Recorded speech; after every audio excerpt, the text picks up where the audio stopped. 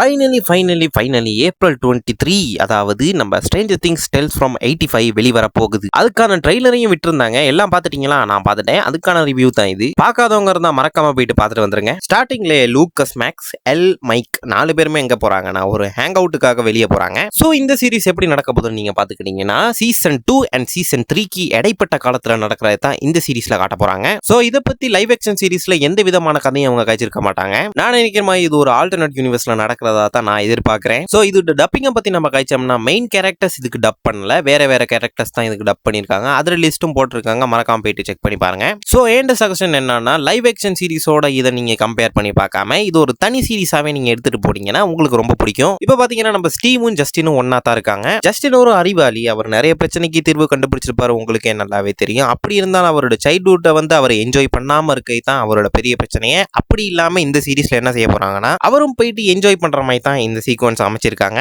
அடுத்த சீக்வன்ஸ் நம்ம பார்த்தோம்னா ஒரு மியூட்டேட் ஆகின ஒரு டெமோகா இருக்கணும். அந்த சம்திங் நம்ம நிக்கியை துரத்திக்கிட்டு வர மாதிரி ஒரு சீன் அமைச்சிருக்காங்க. நிக்கியா யாருப்பா இது, புது கேரக்டரா இருக்கு. லைவ் ஆக்ஷன்ல இவங்க பத்தின எந்த ஒரு கன்ஃபர்மேஷனும் அங்க கொடுத்துருக்க மாட்டாங்க. சோ நிக்கி மாதிரி இன்னொரு கேரக்டர், அதாவது மொத்தம் 2 நியூ கேரக்டர்ஸ் இன்ட்ரோடியூஸ் பண்றதா இருக்குது. சோ கடல்ல இருந்து சுறா வர மாதிரி இது பனியிலிருந்து ஒரு மான்ஸ்டர் ஒன்று கிளம்பி வருது. என்னடா விபரீதமா போச்சு, என்னடா இது துரத்திட்டு வருதுன்னு ஒரே ஜம்ப் ஓலை தாண்டி, என்னடா இது பாக்குறதுக்கு அகோரமா இருக்கு. எனக்குமே இது என்ன கிரீச்சர்னு வந்து பாக்குறதுக்கு எனக்கு கெஸ் பண்றதுக்கு முடியல. ஐ திங்க் பூரான் மியூட்டேட் ஆகி இப்படி நடந்திருக்கும்னு நினைக்கிறேன். சோ நிக்கி அட்டாக் பண்றதுக்கு நம்ம டெமோகார்கன் பாஞ்சி வரக்குள்ள நம்ம எள்ளு நடுவுல வந்து காப்பாத்திடுறா. டீம் அப்படியே கிளம்பி இப்ப அப்சைட் டவுன் உள்ள ஹாக்கிங்ஸ் லேபுக்கு போறாங்க. டோர்ஸ் எல்லாம் க்ளோஸ், ஆனா இது எங்க இருந்து வந்திருக்கும்னு அவங்களுக்கு ஒரே ஒரு அதிர்ச்சி. சோ அங்க ஒரு விரிசலை காட்டுறாங்க, அந்த விரிசல்ல இருந்து வந்திருக்கலாம் மேபி. சோ ஜஸ்டின் இப்ப கெஸ் பண்றா நம்மளுக்கு தெரியாம ஏதோ ஒரு கிரீச்சர் போன ஃபைட்ல வெளியே நம்மளுக்கு தெரியாம சர்வைவ் ஆகிருக்கு அப்படின்ட்டு. மேபி ஐ திங்க் கோல்ட் ஸ்டோரேஜ்ல மாதிரி இது ஒரு ஃபங்கஸ் அட்டாக்கா கூட இருக்கலாம். பாத்தீங்கன்னா நம்ம ஸ்டீவ் தான் நடிச்சிருப்பாரு, நல்லா அரேஞ்சி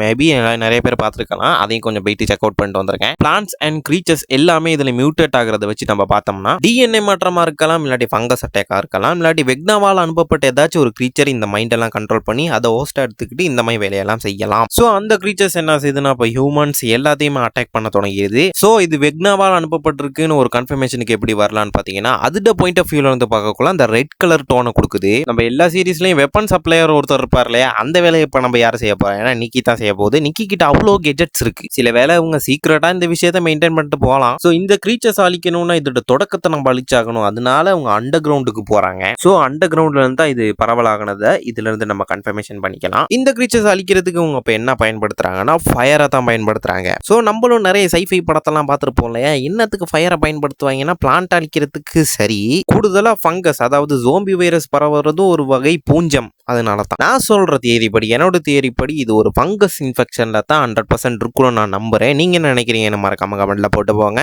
சோ இந்த சீரிஸ்க்கு எத்தனை பேர் ஆவலுடன் காத்துக்கிறீங்கன்னு அந்த லைக் பட்டனை தட்டி விட்டுறதோடாக நீங்க தெரிவிச்சுட்டு போகலாம்.